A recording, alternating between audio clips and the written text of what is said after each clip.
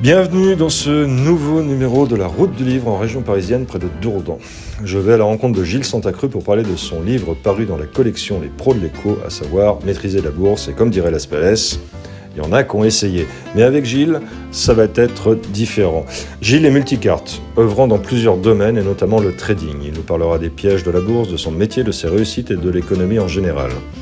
C'est aussi le monteur vidéaste de cette émission et sans son concours, elle ne serait point. Il réalise aussi, toujours pour la même maison, la mise en ligne de nombreuses émissions sur YouTube, sur les sites internet, sur différents médias et bien sûr sur JDH TV, notre principal partenaire pour la route du livre. C'est la première fois que je rencontre Gilles et j'avoue que je savoure d'avance ce moment. Je sais que nous ne parlerons pas que de métier et que cette interview sera riche pour ceux qui s'intéressent de près à la finance, d'autant que l'homme parle sans langue de bois. La route du livre avec Gilles Santacreux, c'est maintenant et c'est parti. Gilles Santacreux, bonjour. Bonjour. Bienvenue dans la route du livre. Merci. Alors, nous sommes en région parisienne. Dans quel village? Dans les alentours? Dites-moi un peu la région. Autour de Dourdan. Autour de Dourdan. Un petit mot sur cette région, parce que moi j'ai traversé, donc j'ai filmé, vous connaissez le principe de la route du livre, hein. Je fais une vidéo, bien évidemment, et les téléspectateurs comprendront rapidement pourquoi vous le connaissez bien, le principe de la route du livre. Donc j'ai traversé une très belle forêt, alors c'est la forêt de... C'est la forêt de Dourdan. En fait, donc moi, ça fait pas longtemps que je suis là, donc je vais pas pouvoir faire un historique complet de ce qui s'est passé aux alentours.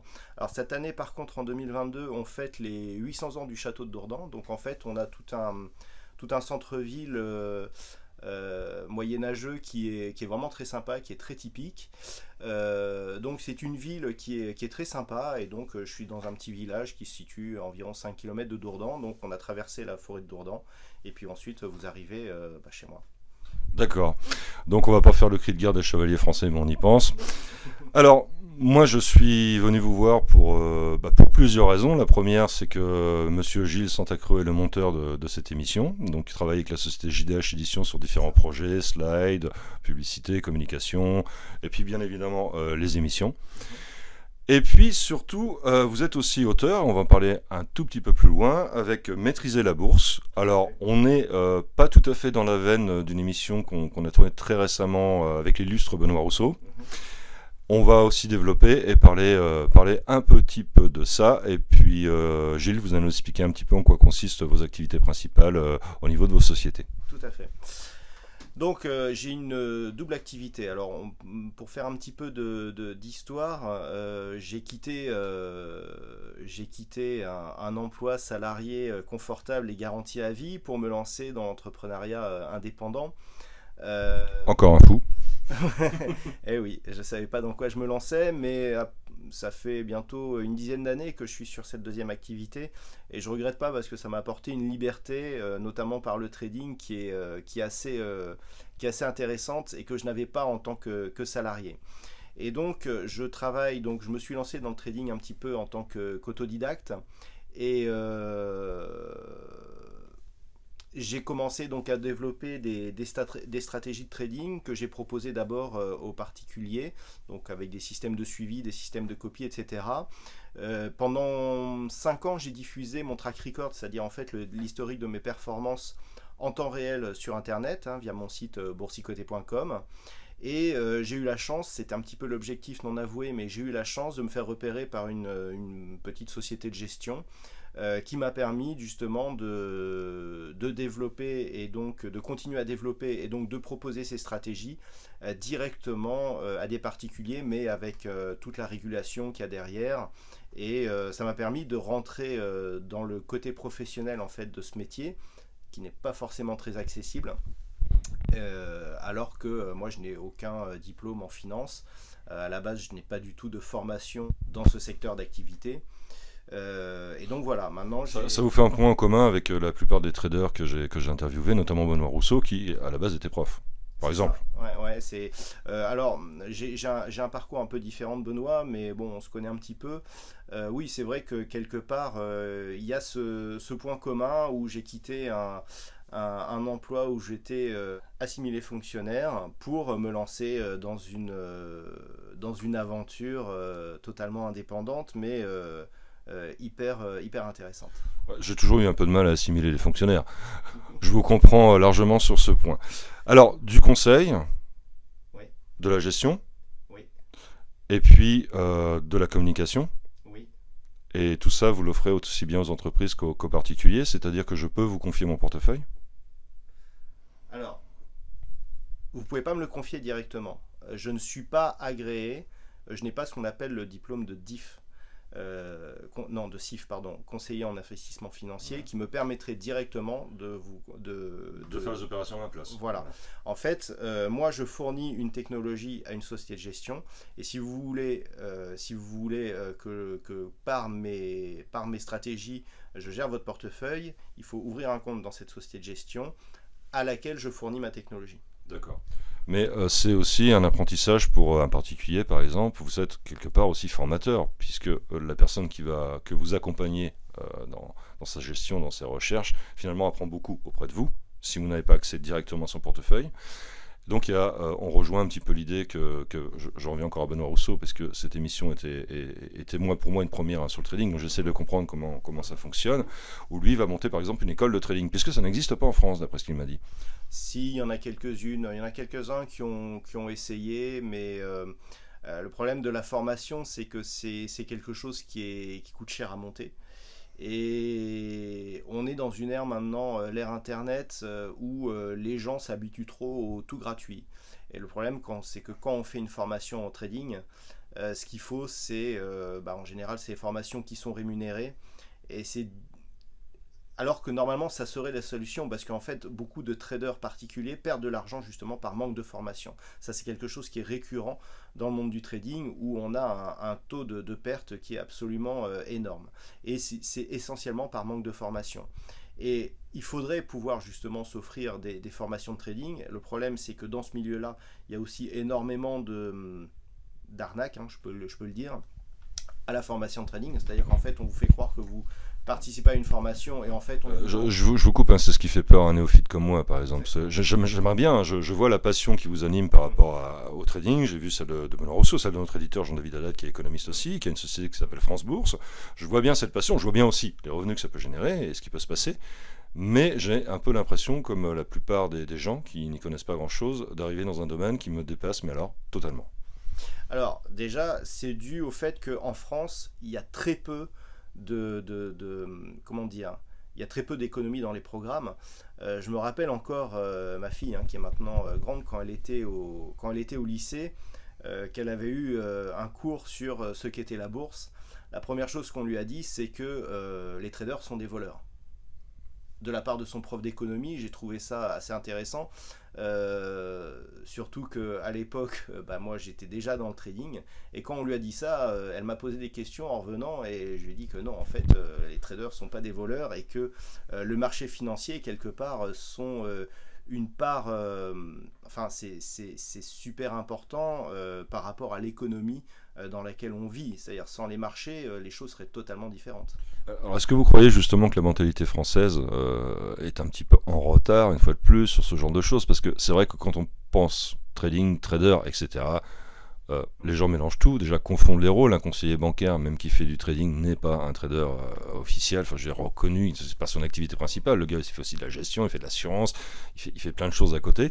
Alors, bon, il y a eu des cas retentissants, on va pas les nommer, la Société Générale par exemple, BNP Paribas, le Crédit Lyonnais, etc. Donc il y a eu vraiment des cas qui ont défrayé la chronique. En plus, j'ai remarqué que quand on parle avec des gens qui sont néophytes, qui ont une certaine méfiance par rapport à ça, là je parle même à des cadres, même à des cadres qui ont des parts B, qui ont des actions qui leur sont confiées, qui leur sont données venant de sociétés, il y a le petit actionnaire, il y a l'investisseur qui ne peut pas blairer, il n'y a pas d'autre mot, les gros groupes financiers. Et quand on voit des grèves, des manifestations, des licenciements, de la délocalisation, ce qui est remis en cause, c'est les actionnaires. Et les actionnaires, par définition, ont des actions.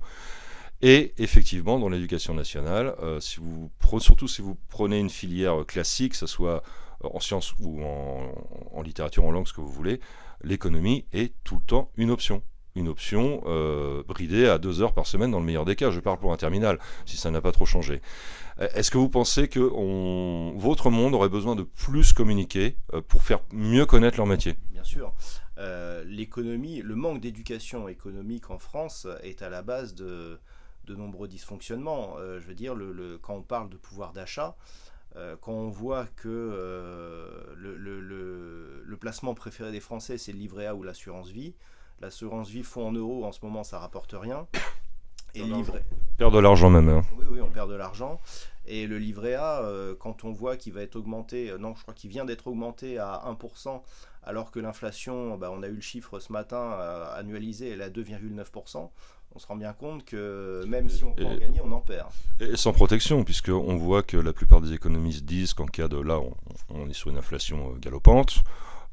J'ai eu un entretien avec une économiste qui s'appelle Simone Valper, pas plus tard que samedi dernier, qui a fait une route des livres avec moi, qui m'a fait l'honneur de faire une route des livres avec moi. Non, l'État ne nous protège pas. Je crois que vous connaissez ce pamphlet, c'est Tupercute, qui a gagné d'ailleurs le prix de la LEPS.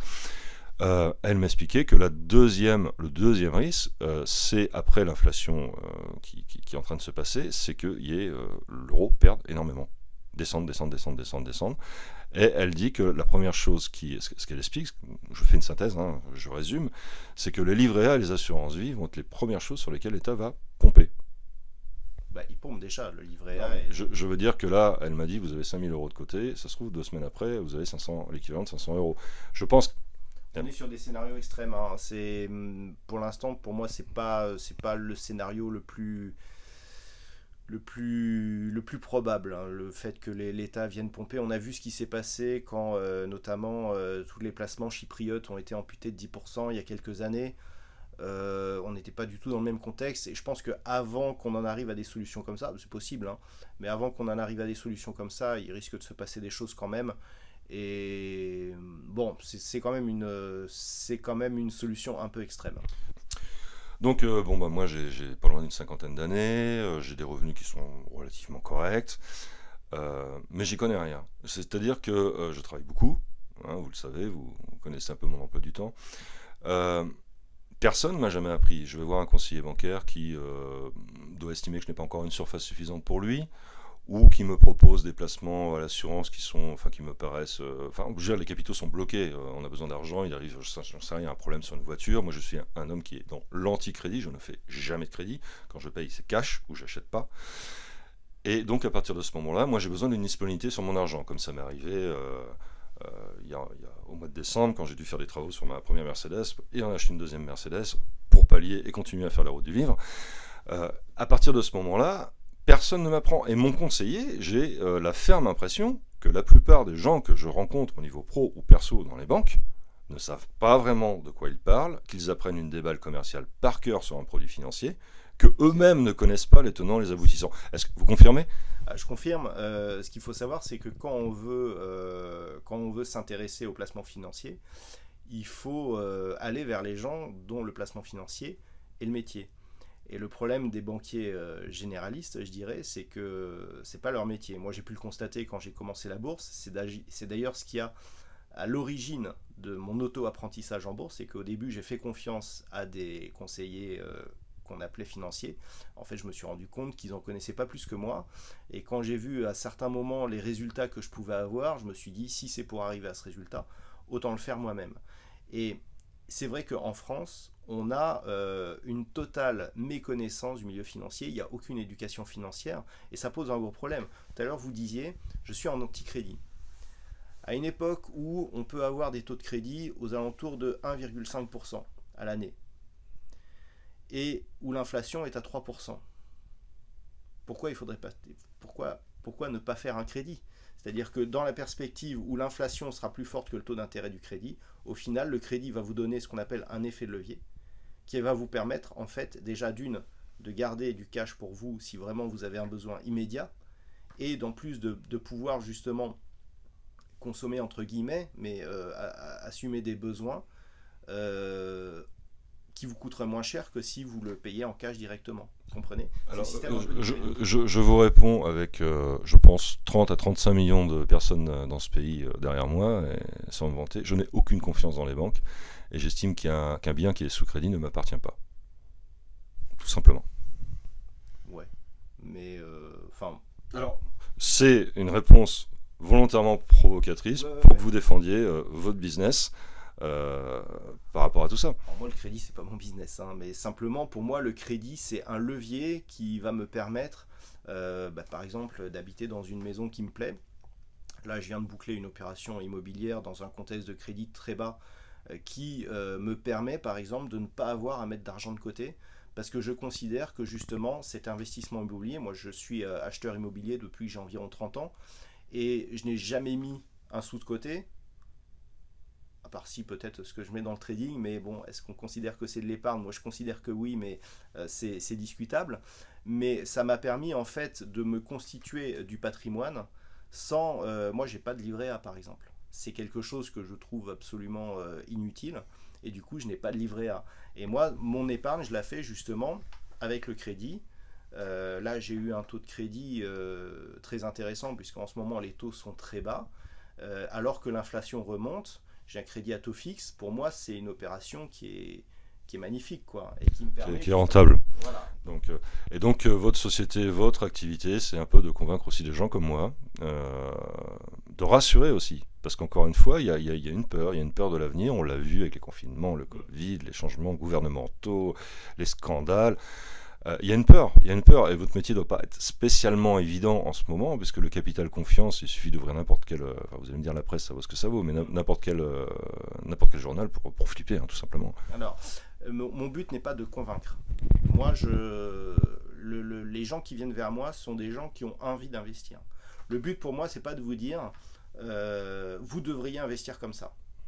Le but pour moi, et c'est l'objet du livre, c'est de dire si vous voulez investir, voici ce qu'il ne faut pas faire et voici ce que vous pouvez faire. Alors, moi j'ai un ouvrage entre les mains. Un livre, il n'y a pas de surprise. La bourse est sur le long terme le placement le plus rémunérateur. Que vous misiez sur des actions ou des CFD, que vous utilisiez un PEA ou un compte titre, le marché boursier peut considérablement vous enrichir. Encore faut-il le maîtriser et vous maîtriser. Alors, maîtrisez la bourse. À l'écran, s'il vous plaît. Mon cher Gilles, maîtrisez la bourse.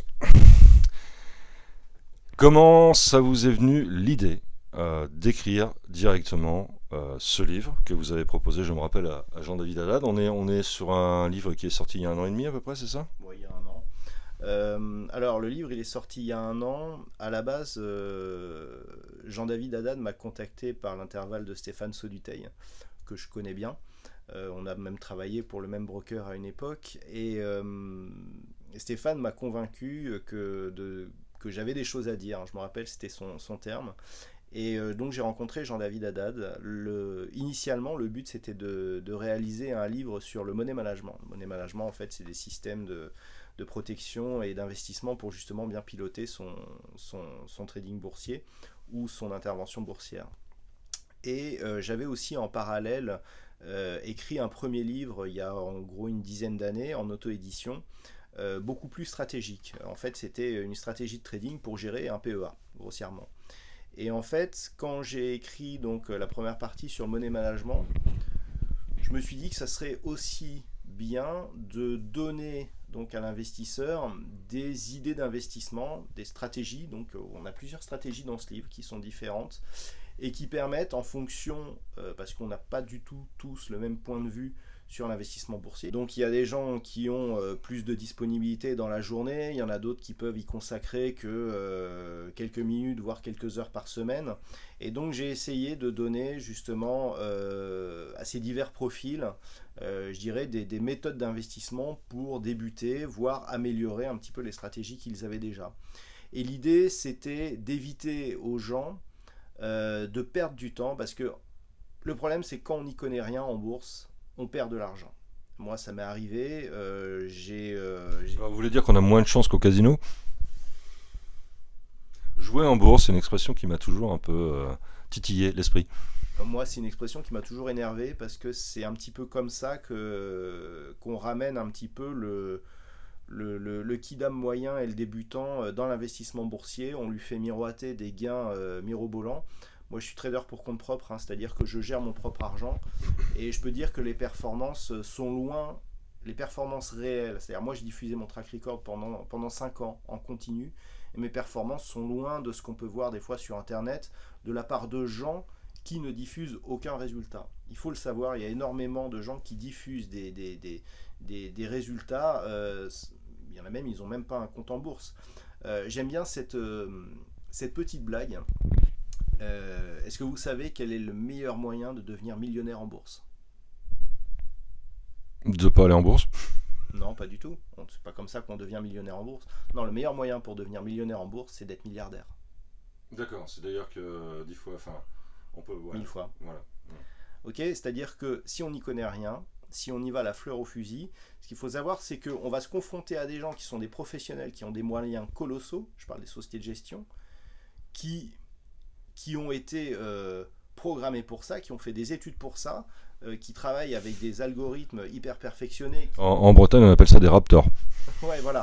En fait, c'est comme, je sais pas, attaquer le Charles de Gaulle avec un deltaplane, quoi. C'est-à-dire qu'en gros, si vous n'avez pas un minimum de stratégie, un minimum de technique, vous n'avez aucune chance. Et y compris le money management. C'est-à-dire que le money management, si vous avez une stratégie de trading, mais que vous avez un mauvais management, la stratégie rentable peut se transformer en stratégie qui vous fait perdre tout votre argent.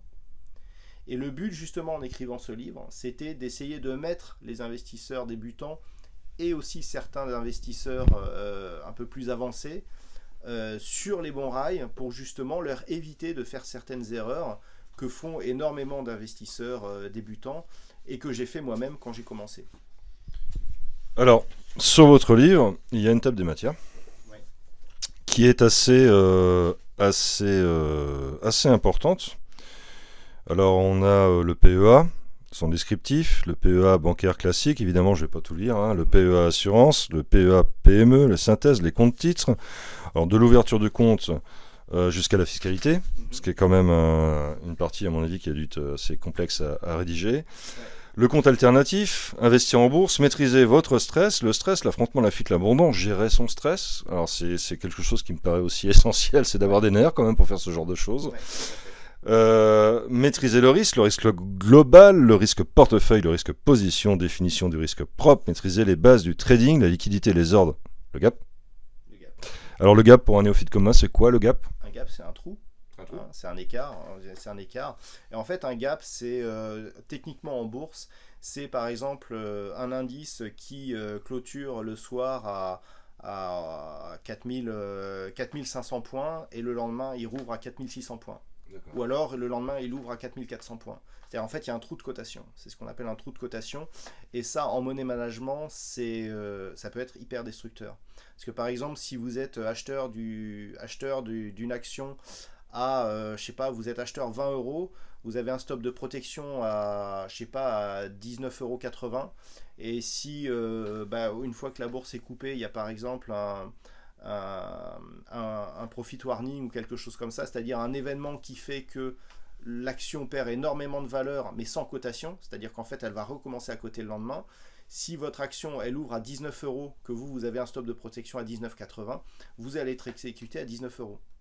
Ce qui veut dire qu'en fait, vous allez faire une perte, vous allez générer une perte qui était largement supérieure à ce que vous aviez prévu dans votre plan de money management.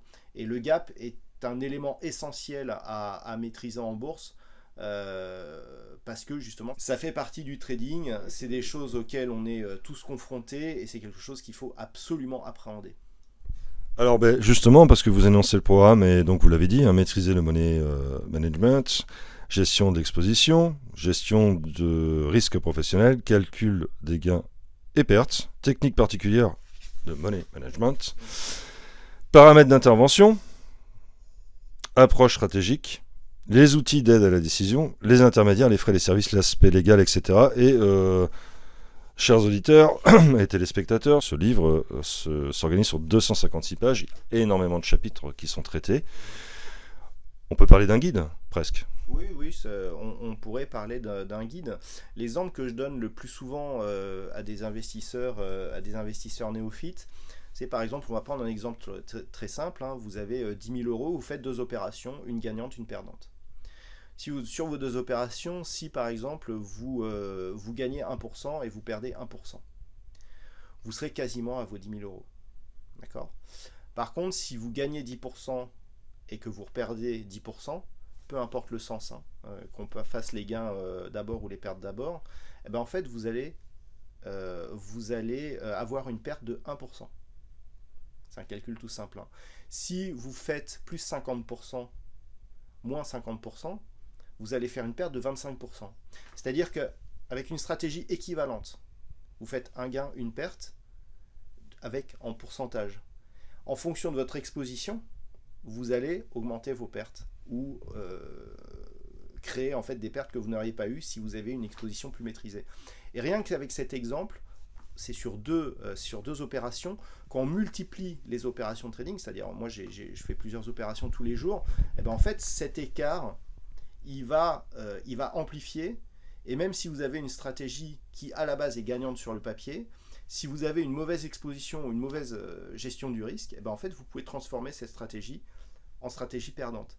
Et ça c'est un exemple. Il y a ensuite d'autres exemples, hein. Je présente diverses stratégies qui sont des stratégies basiques que l'on apprend au début. Le but c'est vraiment de donner des bases pour que vous puissiez donc commencer avec des stratégies qui vous correspondent, parce que j'essaie vraiment de donner des stratégies en fonction des divers profils. Ça a l'air progressif, effectivement. Quand on lit la table des matières, on avance gentiment, on s'initie, Voilà. on découvre, on teste, on passe à l'étape suivante. C'est un peu l'idée. Voilà, et il y a aussi des choses, notamment dans le money management et dans la stratégie, qui permettent aux investisseurs qui sont déjà un peu plus aguerris d'améliorer leur stratégie propre. C'est-à-dire que le but de ce livre, ce n'était pas de donner une stratégie toute faite en disant voilà, vous voulez gagner en bourse, ok, super, voilà comment il faut faire, avec ça vous allez devenir riche. Non, déjà on ne devient pas riche en trading. Parce que ça c'est quelque chose qu'il faut savoir. Les gens qui sont riches en trading, c'est qu'ils étaient déjà riches avant. En trading, vous allez gérer votre patrimoine, vous allez valoriser votre patrimoine. Mais vous n'allez pas devenir riche en trading.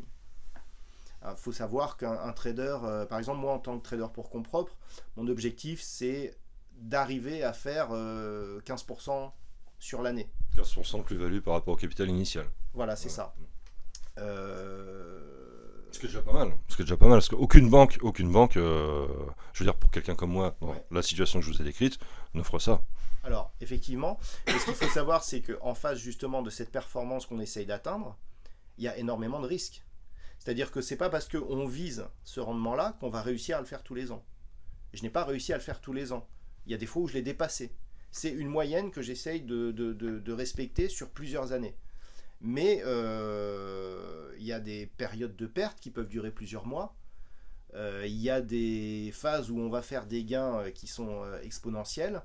Mais le trading, c'est fait justement d'alternance de gains et de pertes, hein. J'ai toujours tendance à dire que le résultat d'une année de trading, on additionne les gains et les pertes. Il n'y a jamais que des gains. Le seul système qui fait qu'on n'a que des gains en trading, c'est un petit peu le système Madoff, c'est-à-dire c'est les chaînes de Ponzi ou les stratégies en martingale. Voilà, ce que on ne recommande pas, puisque bon, ça se finit souvent quand même avec des oranges. Hein. Non, en prison. Ça se termine parfois avec des oranges et le reste du temps par des ruines. C'est-à-dire que la martingale, la seule chose dont on est sûr, c'est qu'on finira ruiné. La seule chose qu'on ne sait pas, c'est quand. C'est encourageant, dites-moi tout ça. Donc moi, je vous conseille de ce livre, si vous pouvez le remonter à l'écran. Maîtriser la bourse. Alors, plus devant l'écran, s'il vous plaît. Voilà. Non, t'es pas dans le bon sens là. Voilà. Donc, si vous pouvez remontrer ce livre, Maîtriser la bourse. Je vous le recommande sincèrement. Je l'ai parcouru un petit peu et j'ai presque l'impression de comprendre. Ce qui ne m'arrive que très rarement dans le domaine. On passe effectivement sur le guide avec les astuces. On n'est pas vraiment dans le tutoriel, on explique aussi. Enfin, c'est intéressant, puisque ça permet de se faire son idée, d'avoir son point de vue, d'assimiler petit à petit, et finalement de choper des exemples concrets. C'était le but vraiment. C'est-à-dire que le but, comme je disais tout à l'heure, je ne veux pas imposer une stratégie. Je veux juste ouvrir des portes, mais ensuite c'est à chacun, une fois la porte est franchie, de savoir où il veut aller. C'est vraiment l'image. C'est-à-dire qu'en fait, et c'est en ça que je pense, en tout cas j'espère que c'est un ouvrage qui est vraiment didactique. Certains pourront le trouver peut-être un peu simple parce qu'ils attendaient peut-être une vraie stratégie de trading avec quelque chose de pointu, avec quelque chose de plus qui amène justement des performances plus grandes. Mais en fait, c'était vraiment pas ça le but. C'était vraiment guider les gens. Et je peux vous dire que je connais des gens qui ont acheté ce livre qui étaient pourtant assez avancés déjà dans leur technique et qui ont trouvé justement des éléments pour progresser. Oui, oui, et puis tout à fait, on ne maîtrise jamais parfaitement un domaine. Il y a des étapes qu'on saute parce qu'on va aller trop vite, il y a des étapes qu'on a ignorées parce qu'on ne savait tout simplement pas qu'elles existaient. Et ce type de livre est super pour ça. Et c'est pour ça d'ailleurs que j'ai pris le temps pendant l'émission, pendant l'interview, de lire cette table des matières. Alors, ce que vous dites, c'est très intéressant. Quand vous dites on ne sait jamais où on va, etc. Ça, c'est une chose qui m'a énormément étonné quand je suis arrivé dans le milieu professionnel du trading. C'est que je me suis rendu compte qu'en fait, c'était un métier où, je vais faire par exemple, quand vous vous adressez à un maçon pour qu'il vous construise une maison, il me dit, bon ben voilà, la maison, elle sera comme ça, comme ça, comme ça. Quand vous allez voir un conseiller en gestion de patrimoine, pour placer vos économies, à aucun moment il va vous dire l'année prochaine, dans 10 ans, vous aurez tel patrimoine. Parce qu'en fait, et c'est un milieu en fait qui est souvent mal décrit, parce qu'en fait j'ai trouvé énormément de personnes très humbles, parce qu'on leur confie énormément d'argent, et en fait ils ne peuvent pas assurer quelle sera la performance à terme. Et moi ça c'est quelque chose d'ailleurs aussi que j'ai remarqué, parce que bon, mes stratégies je les ai partagées par des systèmes un petit peu par des systèmes parallèles sur internet, par des systèmes régulés, hein. Et on voit que certaines personnes ne sont pas prêtes, c'est-à-dire que quand vous faites de la performance, c'est presque normal. Par contre, comme j'ai expliqué tout à l'heure, quand il y a des phases de perte, les gens ne comprennent pas et parfois s'énervent, alors qu'on est dans la fourchette de risque qu'on avait définie à la base. Tout à fait, mais quand on perd de l'argent, ça énerve toujours. Alors, l'argent, c'est quelque chose de délicat pour tout le monde. C'est très tabou, on ne parle pas de ce qu'on gagne, on ne parle pas de sa surface financière, on évite de dire, même une voiture, on ne dit pas le prix, combien tu as payé ta voiture trop cher. Voilà, c'est souvent la réponse qu'on entend, ou j'ai fait une bonne affaire.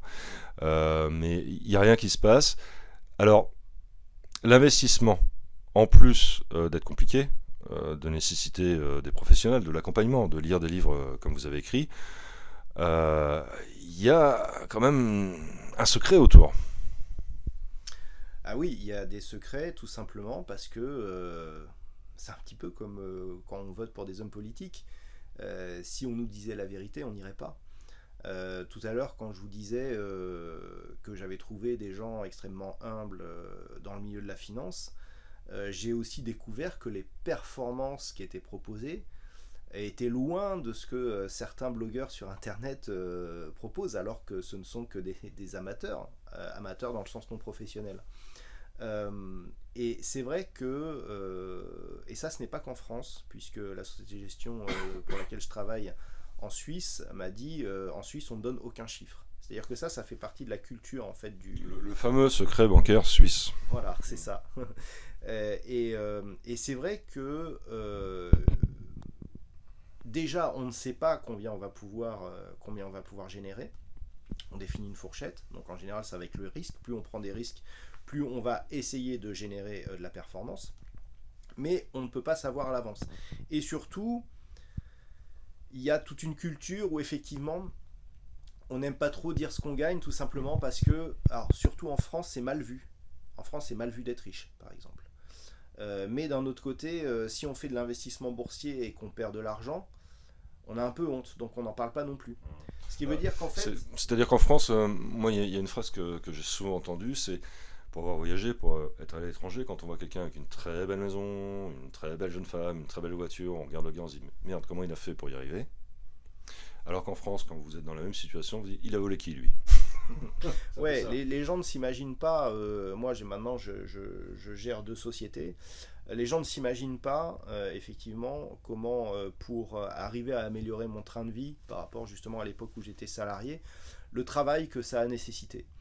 Quand on découvre le monde entrepreneurial, là je fais l'association des deux entre le trading et l'entrepreneuriat, on se rend compte en fait que ceux qui ont fait fortune sont souvent des acharnés et des gens qui ne comptent pas leurs heures de travail.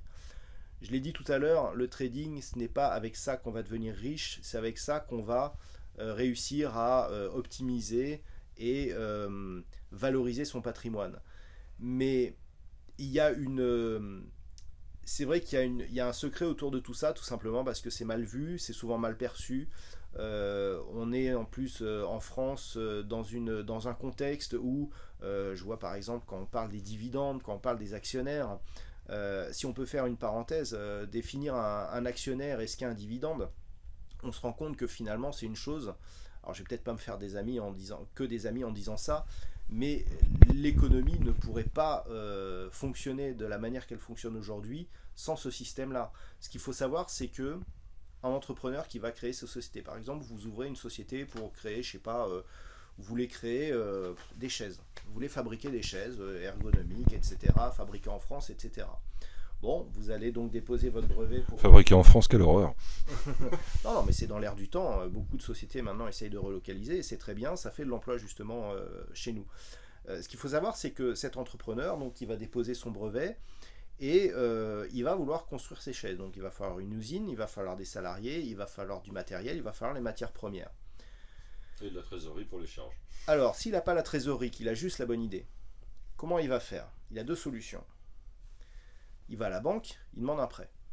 Solution qui paraît la plus logique pour certains. Ou alors, il fait ce qu'on appelle une ouverture de capital, c'est-à-dire qu'il demande à des investisseurs de lui donner de l'argent pour démarrer son activité en promettant des gains futurs. Oui, il braque une banque, mais bon, là, on se lance dans des trucs. C'est difficile à justifier au niveau des impôts après.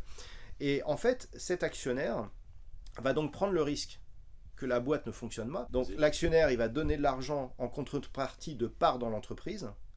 Si l'entreprise se casse la figure, l'actionnaire a tout perdu. L'avantage pour l'entrepreneur, c'est que l'argent qui va être généré par une ouverture de capital, ce n'est pas de l'argent qu'on va rendre.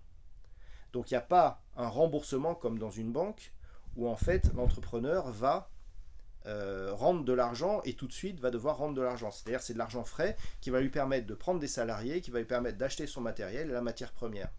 Une fois que l'activité sera lancée, si l'activité fonctionne, la société va, dans un premier temps, au début des premières années, ne génère pas de bénéfices. Une fois que la société commence à générer des bénéfices, on va pouvoir payer les salariés, payer les matières premières, payer les machines, l'investissement, etc. L'actionnaire, le fait de lui redonner une partie en fait de son investissement, c'est pour le récompenser d'avoir pris un risque. Ce qu'il faut savoir, c'est que là on parle des dividendes. Pour verser un dividende, il faut avoir payé toutes ses matières premières, payé ses machines, payé ses salariés, payé ses charges.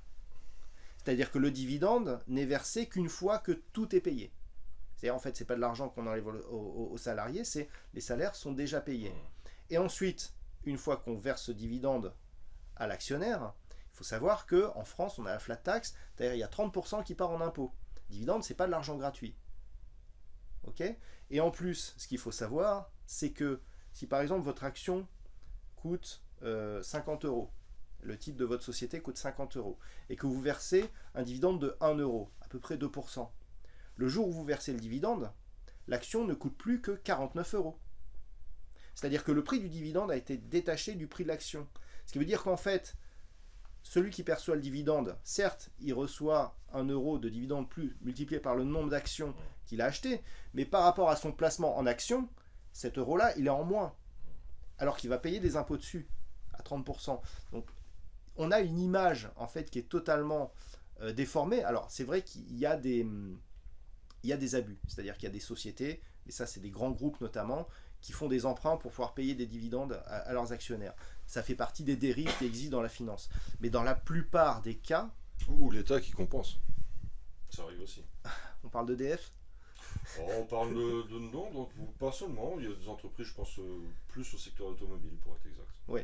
Je parlais d'EDF. Là, quand on voit ce qui s'est passé sur EDF, qui a perdu 25%, je crois, suite aux dernières annonces gouvernementales, ce qu'il faut savoir, c'est que c'est les actionnaires qui vont payer le prix. C'est personne d'autre. Et en fait, on a une image de tout. J'ai rarement vu l'État faire des cadeaux en même temps. Oui, oui. Et là, on est face à une image qui est totalement erronée. Ce qu'il faut savoir, c'est que si on supprime, c'est un petit peu la mouvance anticapitaliste qui dit ça, si on supprime justement l'actionnariat, le dividende, etc., en fait, on donne le pouvoir aux entrepreneurs de créer leurs entreprises aux banques. C'est-à-dire que c'est la banque, vu qu'on ne peut plus faire appel aux actionnaires, c'est la banque qui va dire, voilà, oui, vous pouvez faire ça, ou non, vous ne ferez pas ça. C'est là où on en revient au début de la conversation de cette émission. Et avant de parler, d'évoquer les projets, vos projets, on va peut-être clore là-dessus, où justement ce manque d'éducation et de la masse salariale, et à l'école, Oui. et ce retard de mentalité pénalise lourdement le système, et met en danger les gens qui pensent avoir la solution en manifestant, en bloquant l'usine, etc., alors qu'ils ne s'attaquent pas au bon adversaire. Exactement. Ce qu'il faut savoir, c'est que les États qui manipulent le plus leur monnaie et les marchés sont pas forcément des États ultralibéraux. Quand on voit ce que fait la Russie sur les marchés, la Chine sur les marchés, ce sont des États qui sont communistes. Et pourtant, ce sont, d'après la doctrine communiste, normalement, le marché est quelque chose de mal. Et finalement, ce sont eux qui s'en servent le plus. Ce que Benoît Rousseau explique dans son livre que vous avez certainement lu, Les traders sont de vrais communistes. C'est vrai que le titre est complètement alambiqué, puisque quand on... Quoi ? Et en fait, oui, complètement. Merci Gilles. On va attaquer la dernière phase de l'émission, qui sont vos projets. Alors Gilles, entrepreneur, trader ? Alors, trader pour compte propre, c'est encore différent. Auteur ? Ouais. Le prochain livre ? Le prochain livre, il n'est pas encore dans les bacs, mais il y avait peut-être possibilité effectivement d'écrire un livre sur le trading automatique. Mais là, qui serait pour le coup, je pense que ça serait un livre de niche. Alors le trading automatique, juste deux mots. Alors en fait, le trading automatique, c'est un système qui permet d'automatiser des actions récurrentes. C'est-à-dire qu'au lieu de les faire passer par un être humain qui a un affect, qui a des émotions, qui peut être distrait, qui a le temps de concentration optimal chez un être humain, c'est autour d'une heure et demie. C'est de pouvoir en fait programmer ces mêmes actions d'une manière automatique via un programme qui va lui permettre d'agir 24 heures sur 24 avec une précision extrême, sans état d'âme, et sur un nombre d'actifs. Les actifs, c'est les supports, par exemple le CAC 40, un indice, une monnaie, etc. Un nombre d'actifs illimité, parce qu'en fait, vous pouvez donc programmer vos algorithmes sur plusieurs actifs. Ouais, vous rentrez les paramètres, et c'est un pilote automatique en fait. Voilà, c'est ça. D'accord. Tout à fait. Un livre comme ça serait très intéressant pour les pros de l'éco chez JDA. Je vous fais un petit appel du pied. Et puis au niveau du développement de vos sociétés.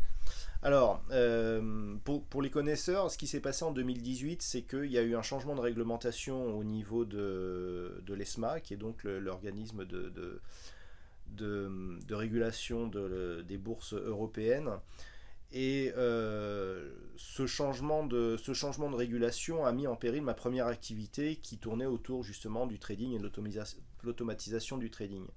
Donc j'ai décidé de me diversifier un petit peu, et c'est là aussi où le trading est intéressant, c'est-à-dire qu'il m'a permis en fait, donc j'ai créé une deuxième société, et ça m'a permis en fait de créer une société pour faire en gros ce que j'aime. Donc j'ai créé une société de site web et conception média qui s'appelle netic.net, qui me permet déjà de diversifier mon activité, c'est-à-dire que tous les traders le savent, baser ses revenus et son train de vie juste sur les marchés financiers, c'est quelque chose qui peut être très aléatoire, pour les raisons que j'ai données tout à l'heure, notamment sur les fluctuations des fois de performance. Et puis le marché de la finance le milieu de la finance est un milieu qui, d'un point de vue réglementaire, peut évoluer très rapidement et peut mettre en péril en fait certains secteurs justement de votre activité. Donc depuis 2000, alors j'avais commencé en 2016, mais en 2018 j'ai accéléré justement cette deuxième activité. J'ai donc créé une deuxième société qui me permet donc de proposer, alors c'est essentiellement du B2B, hein, c'est-à-dire je m'adresse à des professionnels, donc de la conception de sites web, de la création de médias, comme par exemple le montage de certaines vidéos, Je confirme. et diverses activités. Donc mon activité actuellement tourne autour justement des algorithmes que je propose donc à des sociétés de gestion ou à des particuliers. La gestion de mon capital en compte propre, hein, donc je crois que d'ailleurs que Benoît Rousseau avait très bien expliqué ce qu'était un trader pour compte propre, je pourrais y revenir s'il y a besoin, et donc cette activité web et média qui, une fois qu'on a tout globalisé, remplit bien mes journées. Eh bien, écoutez, c'est super. Et puis, si vous voulez voir des réalisations médias de Gilles Santacreux, il vous suffit d'aller sur la Web TV GDH, sur le site JDH Édition, sur les pages communautaires JDH Édition, un peu sur tous les réseaux sociaux, où vous retrouverez effectivement des montages heureux, je dis le mot heureux, de Gilles. La prochaine émission de La Route des Livres, c'est cet après-midi, à l'hôtel Mercure de Bussy-Saint-Georges. Vous savez, Gilles, qu'on fait une série de 7 émissions spéciales à Bussy. Et justement, vous l'avez nommé, nous allons rencontrer tout à l'heure Stéphane Sauduteil. Eh ben, passez le bonjour de ma part, parce qu'on le connaît très bien. Avec un livre sur les krachs boursiers et comment se placer dans la bulle de sauvegarde protectrice. Et comment peut-être aussi, non seulement préserver ses intérêts, mais ensuite faire de l'argent avec un krach. Ça sera pour tout à l'heure. Merci à tous, à bientôt. Au revoir. À bientôt, merci pour cette interview.